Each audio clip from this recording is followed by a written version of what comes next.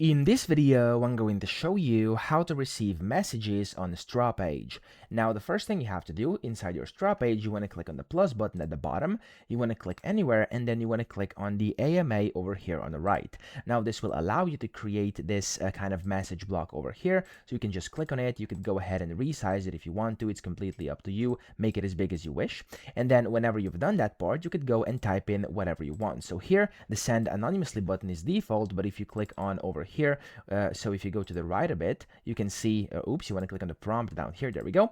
You can go and type in whatever you want. It says ask me something, so I could, for example, type in send me a message like this, there we go. And then you want to publish your site, of course, so just like this, I'm going to publish it whenever somebody visits your site here. So I'm going to go to my site and actually write a message to myself, because why not? Hello there, just like this. And then when somebody clicks on send anonymously, they'll basically send it. It's going to say sent, and if you go and refresh your dashboard, you'll receive your messages here inside your gimmicks just like this. So that's it. I hope this video helped you out. If it did, please subscribe to the channel and help me out as well.